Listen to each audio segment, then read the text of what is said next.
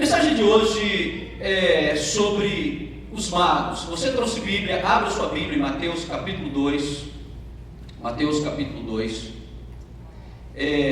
O objetivo dessa mensagem é mostrar que existem pessoas, existem vidas, que mesmo estando muito distante da informação, fazem esforços sobrenaturais e terminam por encontrar o precioso tesouro. E muitas vezes, pessoas que estão muito perto da informação, juntos da informação, não valorizam essa preciosa informação e perdem a oportunidade de encontrar o precioso tesouro. O livro de Mateus capítulo 2 diz o seguinte: tendo Jesus nascido em Belém da Judéia, em dias do rei Herodes, eis que vieram uns magos do Oriente a Jerusalém e perguntavam: onde está o recém-nascido rei dos judeus? Porque vimos a sua estrela no Oriente e viemos para adorar. Tendo ouvido isso, alarmou-se o rei Herodes e com ele toda a Jerusalém. Então, convocando todos os principais sacerdotes e escribas do povo, indagavam deles onde o Cristo deveria nascer. Em Belém da Judéia, responderam eles, porque assim está escrito por intermédio do profeta: e tu, Belém, terra de Judá, não és de modo algum a menor entre as principais de Judá. De ti sairá o guia que há de apacentar o meu povo Israel. Com isso, Herodes, tendo chamado secretamente os magos, inquiriu deles com precisão quanto ao tempo em que a estrela aparecera. E enviando-os a Belém, disse: informai-vos cuidadosamente a respeito do menino, e quando o tiverdes encontrado, avisai-me, para eu também ir adorá-lo. Depois de ouvirem o rei, partiram, e eis que a estrela que viram no Oriente os precedia, até que chegando parou sobre onde estava o menino. E vendo eles a estrela, alegraram-se com grande alegria e intenso júbilo. Entrando na casa, viram o menino com Maria sua mãe, prostrando-se o adoraram, e abrindo os seus tesouros, entregaram-lhe suas ofertas: ouro, incenso e mirra. Sendo por divina advertência prevenidos em sonho, para não voltarem à presença de Herodes, regressaram por outro caminho. Querido Deus, abençoa essa palavra tão antiga. Ó Deus, relato de um acontecimento que aconteceu há mais de 2000 anos atrás. Mas o texto, Deus, que mostra homens vindo, indo, partindo, procurando, inquirindo, conversando acerca do menino. E vieram para adorar. Em nome de Jesus, Deus, abençoa a tua palavra nesse dia, hoje e sempre. Amém. Primeiro detalhe que a gente percebe nesse texto, o primeiro momento que a gente observa, é o seguinte: eu quero trazer para você nesta oportunidade o exemplo desses homens. O objetivo da mensagem, o objetivo deste sermão é mostrar como pessoas que estão muitas vezes muito longe se encontram verdadeiramente com Deus, e algumas vezes pessoas que estão muito perto perdem a oportunidade de ter um maravilhoso encontro com Ele. Se você tomar esse texto, você vai descobrir que existem vários personagens nessa narrativa bíblica. Os magos são os principais, e eles se tornaram principais personagens da história porque eles encontraram Jesus. Nós sabemos que eles não eram os que estavam mais próximos de Jesus. Se você ler a história dos magos, você vai descobrir que mago era uma casta do antigo reino da Média. Da Média, ali onde estavam os medos e os persas. Da época ainda de Nabucodonosor. Eles tinham aproximadamente 500 anos de distância da revelação especial. 500 anos de distância da revelação especial. Ao que tudo parece, o último homem que esteve na Babilônia e falou profundamente e possuía a capacidade de falar sobre o reino messiânico foi Daniel, enquanto esteve cativo na Babilônia, porque Daniel foi chamado de chefe dos magos, dos astrólogos, dos sábios, chefe dos entendidos. Então, aqueles homens tinham 500 anos de informações, podemos dizer assim, leves. Eles tinham só detalhes, eles sabiam com certeza a informação da estrela. Eles estavam a cerca de mais de 2.000 quilômetros de distância. Não era gente que estava perto de Belém. Olha, imagine que Belém tinha vizinhanças naqueles dias. Eles não estavam em Jerusalém. Eles não estavam perto de Jerusalém. Se você começar a analisar a história dos magos, se você começar a ver a história dos magos, você vai descobrir que aqueles homens gastaram cerca de 2 anos andando, viajando, até encontrar Jesus. Possivelmente mais, incluindo os preparativos. Porque a Bíblia mostra que quando a estrela apareceu e Herodes interrogou, Herodes mandou matar todas as crianças de 2 anos para baixo.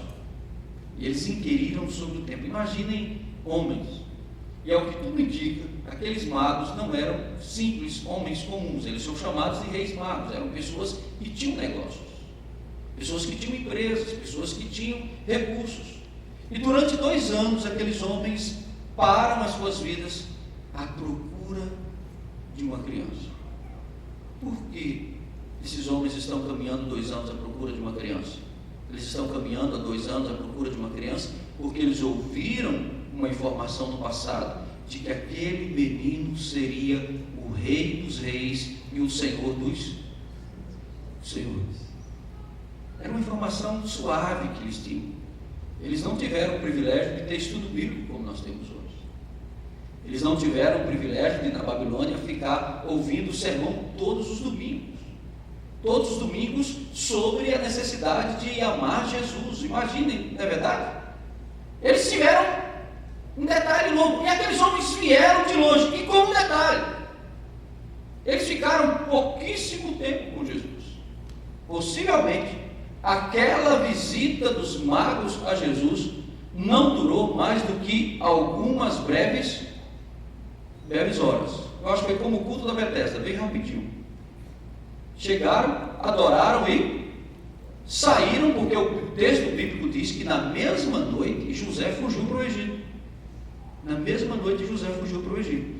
Então, se deu tempo ainda fugir de noite, significa que eles saíram e depois, logo em seguida, José e a esposa e a criança fugiram para o Egito na mesma noite. Significa que eles não passaram lá nem sequer uma noite. Mas aqueles homens entram para a história como aqueles que marcam o nascimento de Jesus, do ponto de vista de que Jesus veio à existência e pessoas distantes de outra nação, de outros povos, representantes dos judeus, dobraram-se, adoraram e prestaram culto a ele. E aí nesse momento, nesse instante, eu quero que você pense sobre isso. Quando nós caminhamos sobre a continuidade da visita dos magos, eu gostaria que você tivesse o entendimento de que a visita dos magos representa basicamente a alegria dos povos ao encontrar Jesus. A alegria dos povos que encontram Jesus, a alegria das pessoas que encontram Jesus, a alegria das pessoas que encontram Jesus e procuram Jesus. E procuram divulgar, e procuram prestar culto, procuram adorar. Eu não sei se você consegue entender mais ou menos o que aqueles homens fizeram, mas vamos tentar forçar um pouco no sentido de dizer o seguinte: Israel naqueles dias tinha quase sempre a mesma população. Havia em Israel cerca, possivelmente mesmo com todas as dificuldades, mais de 1 milhão de pessoas. E o que as pessoas estavam fazendo no dia do nascimento de Jesus? No dia do nascimento de Jesus, as pessoas estavam fazendo coisas comuns. O homem da estrebaria estava de plantão lá na estrebaria. O estudante estava lá fazendo o quê? Estudando. O soldado estava cuidando daquele dia. As pessoas estavam lá. Mas os magos nos ensinam umas coisas, amados irmãos preciosos. Na vida existem épocas em que nós precisamos parar tudo que nós estamos fazendo, se nós quisermos encontrar Jesus de verdade. Tem horas que é preciso sair do dia a dia. A verdadeira adoração, ela acontece quando nós saímos da rotina. Se você observar, se você prestar atenção, naquele período da vida de Jesus, só 2 grupos bem pequenos tiveram o privilégio de adorar a criança. Os magos, que adoraram antes do menino ser levado para o Egito, e segundo a narrativa de Lucas, os pastores, né? Porque tem gente que Deus tem que mandar os anjos para empurrar para a igreja, não é verdade? Tem uns que vêm de tão longe, mais de 2.000 quilômetros, andaram, gastaram, investiram. Tem outros que os anjos têm que aparecer: fulano, levanta, acorda, desperta tu que dormes, levanta entre os mortos, né? Os anjos apareceram, disseram para os pastores: vão lá e vejam o que aconteceu aí em Belém. Mas presta atenção, o anjo não deu o endereço não, tá, pessoal? O anjo falou: é na rua X, tal horário, vão até Belém e vejam o que aconteceu. Eu imagino mais ou menos os pastores entrando de casa em casa, porque estrebaria naqueles dias era como garagem hoje. Todo mundo tinha uma estrebaria. Então o pessoal batia: ei, foi aqui que nasceu o menino? Não, não foi não. E o pessoal saía, tinha que bater de casa em casa. E encontrareis o menino: ei, foi aqui que nasceu o menino? Não foi não. Só encontrou Jesus quem procurou. Irmãos, existe algo na doutrina universalista que é terrível para o homem. A afirmação de que no final todos serão salvos é uma das grandes ilusões. Na Bíblia, encontra Jesus quem procura, quem grita, quem clama, quem pede, quem vai ao encontro, quem busca, quem chora. Todas as vidas que encontraram Jesus ao longo da sua história foram pessoas que procuraram. E quem mais procurou, mais encontrou. Quando nós tomamos esse texto, nós vamos descobrir que quem procurou, encontrou. Quem procurou, achou. Mas, por outro lado, você descobre algumas pessoas que estavam ali e tinham todos os fundamentos para encontrar e não encontraram absolutamente nada. Observe, por exemplo, Herodes. Era rei. E Herodes não encontrou Jesus porque Herodes não estava pensando em Jesus. Herodes estava pensando no seu poder. Jesus é para mim uma ameaça, um competidor. Tem muitas pessoas ainda hoje que veem Jesus como Herodes veio. Ah, não, esse negócio de igreja vai tirar meu tempo. Vê a igreja como competição por alguma coisa. Você acha muitas vezes que a igreja que o evangelho está competindo pela sua vida. Você acha que tem pessoas que acham que o evangelho está competindo? Não, isso é muito bom, está escrito. Lá em Belém, eu chamo o pessoal aí, tem até um pessoal aqui que tem muitas informações, que sabe, que conhece essas coisas, que conhece todos esses detalhes, que conhece essas afirmações. Os sacerdotes, quando eu olho para esse texto, dá vontade de chorar. Dá vontade de chorar. Sacerdotes e escribas, eles sabiam exatamente onde Jesus ia nascer. Só tem um detalhe: eles não foram lá. Não perceberam nada de novo do que estava acontecendo no cenário. E ainda tem uma coisa, uma informação mais difícil ainda. É que Herodes ainda manda os magos até, olha, vamos lá, a gente faz assim com religião, com a igreja. Você vai lá, e se for bom, depois você volta e me fala. Não, igreja não, vai lá na igreja, depois se for bom. Sabe quando é que essas pessoas vão encontrar Jesus com essa pressuposição, com esse orgulho? Nunca. Eles vão encontrar Jesus da mesma maneira que Herodes encontrou. Eu quero tirar para todos nós nessa manhã algumas lições que eu gostaria que nós guardássemos para todos nós. Em primeiro lugar, eu gostaria que nós nos lembrássemos da grande visão daqueles homens. Homens que descobriram Jesus. Se você observar o texto, capítulo 2, você vai descobrir que a palavra de Deus, no capítulo 2 de Mateus, versículo 2, diz: onde está o recém-nascido dos judeus? Por quê? Porque vimos a sua estrela lá no Oriente. Vocês sabem qual é a distância mais ou menos entre Jerusalém e a região dos Magos? É mais ou menos a mesma distância entre Brasília e João Pessoa. Talvez mais 2.000 quilômetros. Dependendo dos caminhos daquela época, não tinha estrada reta. Dependendo do que aconteceu, a distância é mais ou menos entre o Rio Grande do Sul e a Paraíba. Agora imagine, está nascendo um menino. Eu vou usar o Sul como lugar mais bonito, né, para Jesus nascer. Está nascendo um menino lá do Rio Grande do Sul. Aí tem 3 nordestinos lá que conhecem mais ou menos, ouviu falar da cultura, olha para o céu e conseguem diferenciar que uma estrela especial nasceu. Vimos a sua estrela onde? No Oriente. Quem já andou no deserto, quem já esteve no deserto, vai descobrir que o deserto à noite é muito estrelado. Né? Eu passei já uma noite no Atacama, na região do Atacama, e você descobre que quem mora nas regiões secas, os desertos, são muito mais bonitos porque são regiões que não tem poluição. Então, muita estrela.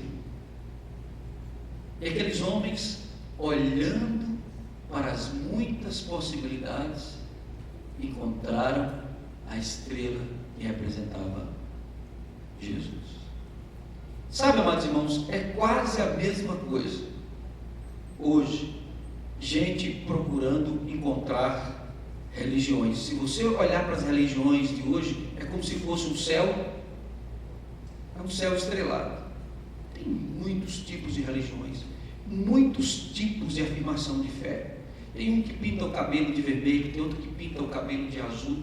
Tem um monte de gente que segue os maias, que para quem o mundo já se acabou, né? Sexta-feira, o pessoal inventa isso. Tem outro que não se acaba hoje, mas já bom, daqui a pouco vão criar outra teoria. Gente que inventa adoração de cabeça para baixo. Mas se nesse mundo de estrelas você não encontrar a estrela que brilha em todo lugar, se você não encontrar Jesus, você está perdido.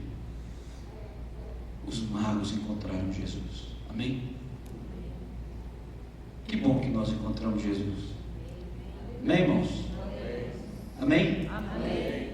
Que bom que você encontrou Jesus. Não se preocupe. Os magos tiveram a visão de procurar a Cristo. Abandonaram tudo o que podiam. E por causa do menino Jesus, andaram 2 anos até encontrar a criança. Aí eu não quero fazer muitas contas aqui, mas durante 2 anos eles comeram, não é verdade? Comeram ou não comeram? Comeram. Durante 2 anos eles gastaram, não gastaram? Gastaram. Durante 2 anos eles investiram na sua vida. Quem sabe tirou umas férias, prêmios aí, né? Então, assim, durante esse ano eu vou me dedicar a outra coisa. Durante esse ano eu vou abandonar meus processos, durante esse ano eu vou abandonar alguns dos meus sonhos, mas durante esse ano eu vou conhecer Jesus melhor, que foi o grande objetivo que nós traçamos no ano de 2012. Eu parti nesse ano dizendo que esse foi um dos melhores anos da minha vida, porque foi o ano que eu mais estudei sobre a pessoa de Jesus. Foi o ano que eu mais procurei conhecer sobre Jesus, onde eu aprofundei minha fé, a minha convicção, a minha segurança, a minha maneira de orar, a minha maneira de estar com Deus, a minha tranquilidade, diante de muitas outras coisas. Aqueles homens viram a estrela lá no Oriente e não perderam a visão. Segunda lição que eu gostaria que nós tirássemos para nós hoje é que aqueles homens foram extremamente perseverantes. Perseverança. Visão é importante, mas perseverança é a atitude que nos dá a alegria de completar a visão.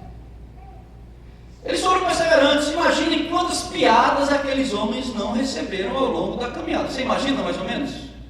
Imaginem, arrumando lá as coisas. E aí, vocês estão para onde? Nós vamos seguindo aquela estrela. Seguindo estrela.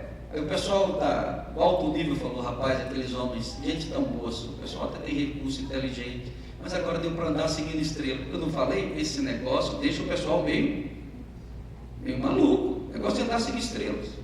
A gozação do palácio de Herodes. Viemos aqui adorar o rei dos judeus. Onde é que ele está? Herodes, gente que era debochado, né? Porque todos os filmes mostram que Herodes era um gozador. Rapaz, faz o seguinte, vai lá, se você encontrar, você volta aqui. Mas, Herodes, mas no fundo, preocupado com a trama, preocupado com o que estava acontecendo. Se for verdade, né? O político tem esse mau medo. O mau medo do político é quem o substituto dele. Ele está crescendo, ele fica apavorado. Quem é meu concorrente? Quem é meu oposicionista? A mesma coisa, né? Todo mundo preocupado com. E se for verdade, não vou tomar uma atitude radical, manda matar essa criança. Imagina as gozações. Mas no final da história, a perseverança daqueles homens levou-os a ter o privilégio de entrar para a história como os únicos homens que encontraram Jesus e adoraram na noite do seu nascimento, no dia do seu nascimento. Terceira lição que eu gostaria que nós tirássemos para cá é o exemplo maravilhoso de adoração, o valor de um culto, como é precioso um culto. Se você observar o texto em Mateus capítulo 2, diz o seguinte: entrando na casa, viram o menino com Maria sua mãe, prostrando-se, o adoraram, e abrindo os seus tesouros, ofereceram ofertas, ouro, incenso e mirra. E se você observar, no mesmo diz assim: tendo eles partido, eis que apareceu o anjo do Senhor José em sonho e disse: dispõe-te, e José na mesma noite foi embora. 2 anos, preste bem atenção nisso. 2 anos de caminhada, 2 anos de investimento, 2 anos de despesas, 2 anos de buscas, 2 anos da vida, apenas para ficar alguns momentos com Jesus. Isso para nós, irmãos, traz uma preciosa lição de vida, tremenda no nosso viver. Valorize o seu momento de culto. Valorize profundamente o seu momento de adoração a Deus. Não tenha na vida, no momento de adoração, como sendo um momento comum, como sendo um momento corriqueiro. Adoração envolve preparação, saída de casa. Davi, dos melhores adoradores, um dos exemplos de adoração da Bíblia, dizia assim: alegrei-me quando me disseram. A alegria começa muito antes de você vir à casa do Senhor. Você vem para a preparação, o banho. Eu me lembro que uma vez eu estava pregando numa cidade do interior do Rio Grande do Norte. Naquela época eu era jovem ainda, solteiro, não tinha conhecido Nádia ainda, né? Estava pedindo a Deus: ô Senhor, quando será o dia da minha sorte, né? Aquela preocupação do jovem. Eu me arrumando, preparando, perfumando, assim, olhando para o espelho. Eu ia pregar naquela noite. E naquele dia, assim, diante do espelho, Deus falou profundamente no meu coração.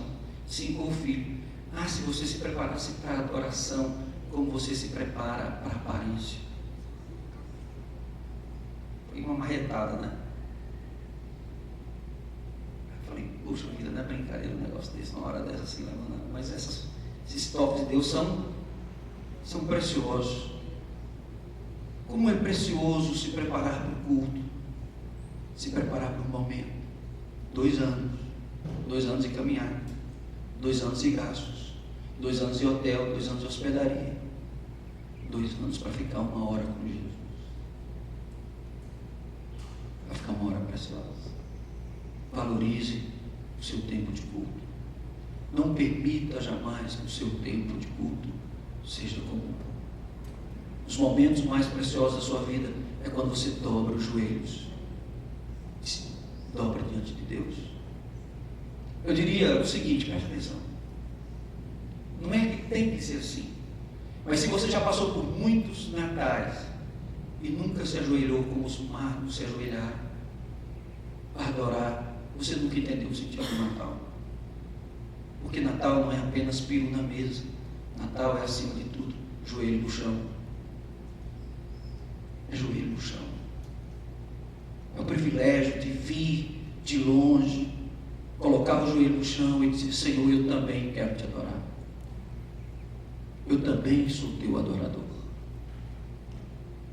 Eu quero ter o privilégio de estar contigo nesse Natal, buscar a tua presença. Vou terminar. Hoje eu exagerando um pouquinho no tempo, não tem dificuldade. Mas eu quero dizer que aqueles homens terminaram aquele culto deixando para trás algo dos seus tesouros: ouro, incenso e mirra. Eram os produtos mais preciosos que haviam na época, e ainda hoje são preciosos. Em qualquer época da história, ouro é ouro. Perfume é perfume, incenso e mirra. Eu já li muito sobre isso, e tem muita gente que espiritualiza esse texto, e é verdade. Alguém já disse que o ouro representa a glória, a mirra representa a adoração, o incenso representa o culto. Mas um certo sociólogo fez uma leitura desse texto e disse o seguinte: antes da representação, esses produtos na vida de Jesus tiveram um efeito absolutamente prático. Porque a família de Jesus era uma família muito humilde, muito pobre. E como foi que eles viveram no Egito durante alguns anos? Quem foi que providenciou os recursos para que eles pudessem viver no Egito sem passar necessidade numa outra terra, numa outra língua, escondendo uma criança que era um procurado político? Foi o ouro? Foi o incenso? Foi a mirra. Os magos trouxeram. Aqueles magos entram para a história como provedores do ministério de Jesus. Entram para a história como adoradores que marcaram aquele momento. E tem algo que eu quero terminar o sermão nesta manhã.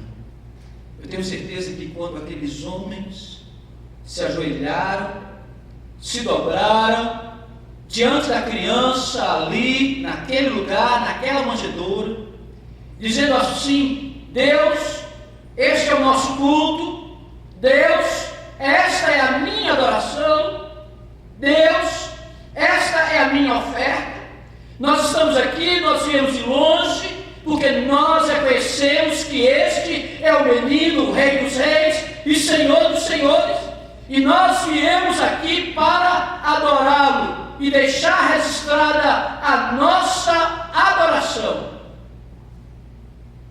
Eu tenho certeza que do céu Deus respondeu e disse: eu aceito, filhos, a adoração de vocês. Aceito, e ela ficará registrada para sempre, para que outros possam me adorar, assim como vocês estão me adorando.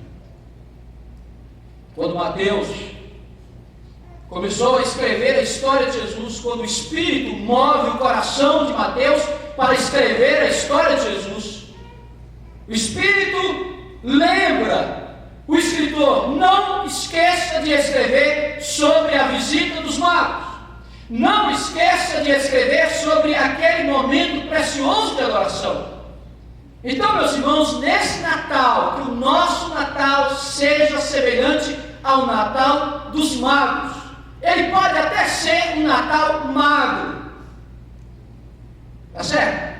Pode até ser um Natal magro. Se não tiver peru, vai com frango mesmo, não tem problema, né? Vai com chester, vai com um pintinho de granja, vai com a galinhazinha, o que tiver, com farofa, com feijão, com rapadura, com arroz, com macarrão, com carne seca.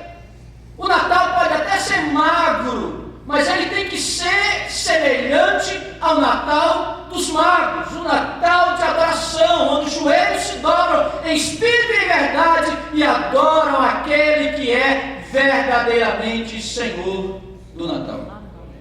Amém, irmão? Amém. E seja assim comigo, e seja assim com você, e seja assim com todos nós. Amém. Vamos ficar de pé, vamos orar.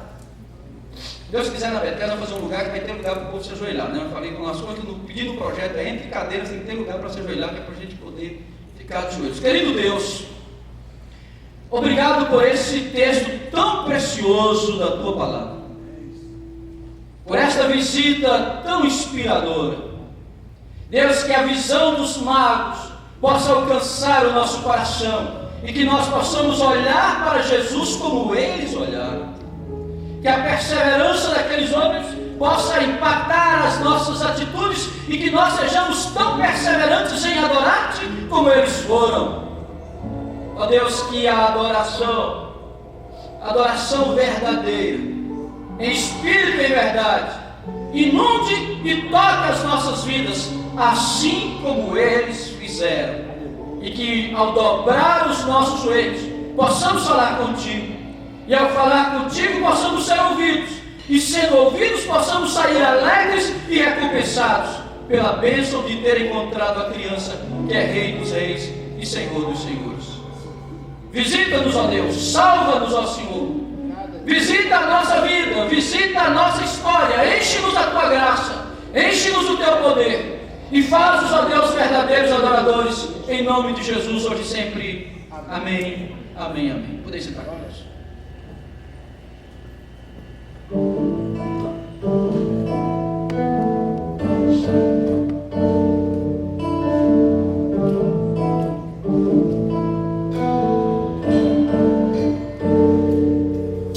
Não vou voltar ao que era antes, sigo olhando pra frente, confirmando os meus pés sobre as pegadas que deixou. Não vou voltar ao que um dia fui. Meu passado abandonei, de suas mãos eu recebi nova chance pra recomeçar.